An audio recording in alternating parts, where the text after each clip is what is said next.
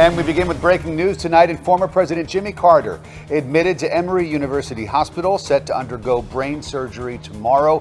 Thanks for joining us at 11. I'm Rick Fulbaum. And I'm Sean Gables. We've got team coverage on the president's hospitalization. CBS 46's Mike Dunstan live at the Carter Center. But first, we want to go to CBS 46's Alicia Roberts live at Emory University Hospital. Alicia.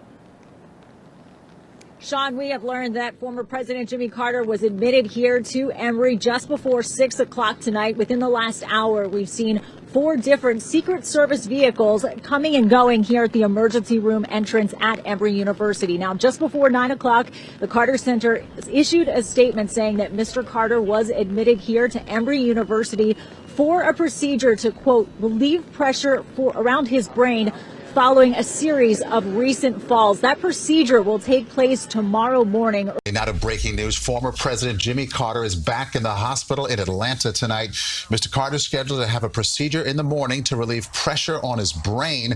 A spokesperson says his recent falls have caused the bleeding.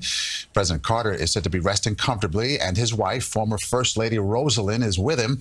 The former president has had several health scares in recent months. Earlier tonight, we spoke with ER physician Dr. Daria Gillespie about what may be next for Mr. Carter.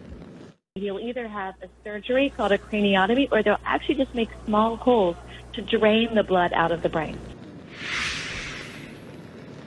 Now, the Carter Center also saying that Mr. Carter is resting comfortably tonight. His wife, Rosalind, is by his side. Tonight with some troubling news, breaking news, that we have learned that President Jimmy Carter has been admitted to Emory University Hospital. It is a live picture of the hospital, of course, in Northeast Atlanta. We are told President Carter will have surgery in the morning to relieve swelling on his brain. The pressure was caused by bleeding from 2 falls in his Plains home last month. In his most recent fall, he broke his pelvis. We will have the very latest updates by downloading the 11 Alive app. Our coverage will continue on 11 Alive's Morning Rush beginning at 5 a.m. Again, President Carter at Emory University, some pressure on his brain, and they will have a procedure on him in the morning. We begin with breaking news. Former President Jimmy Carter is back in a Georgia hospital tonight. Late word from Atlanta is that Mr. Carter needs to have a procedure to relieve pressure on his brain from several recent falls he's had. We're told Carter, who's 95 years old, is resting comfortably at the hospital. His wife, Rosalind, is there with him. Mr. Carter spent 2 days in the hospital last month after falling at his home. His procedure is scheduled for the morning, and we will keep you posted. We know in recent weeks that the former president has suffered a number of falls and hospitalizations. For more on that part of the story, I'm joined now by my colleague Mike Dunstan at the Carter Center. Hey, Alicia, that trouble, well, it started about 6 months ago, but every single time President Carter seemed to bounce back.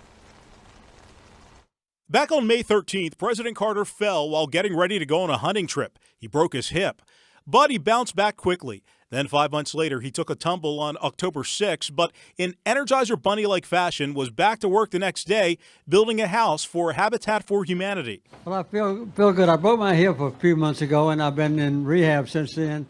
And yesterday, I fell down and hurt my forehead. Even with 14 stitches in his forehead, the former president said being here with Habitat for Humanity was his highest priority. We've always gotten more out of Habitat work than we put into it. I don't think we've ever left the site without tears in our eyes. But just 2 weeks later, the former president was back in the hospital again on October 21st after suffering a pelvic fracture during another fall. He was down but not out, and it didn't keep the 95-year-old from teaching his Sunday school class at his home church in Plains, Georgia, about 2.5 hours south of Atlanta. The former president told his class he is not afraid of death. And back live within the past 90 minutes, President Carter's Maranatha Baptist Church announcing his niece is actually going to be taking over Sunday school duties this Sunday. Of course, tonight, everybody here in Metro Atlanta is hoping, wishing, and praying for a speedy recovery for the former president. Live at the Carter Center, Mike Dunstan, CBS 46 News. Mike, thanks very much. And stay with CBS 46 as we follow the president's medical procedure tomorrow. And remember, you can count on CBS 46 and our app to get the very latest updates on his condition sent right to your phone, and also on our morning show, the latest beginning at 4:30 a.m.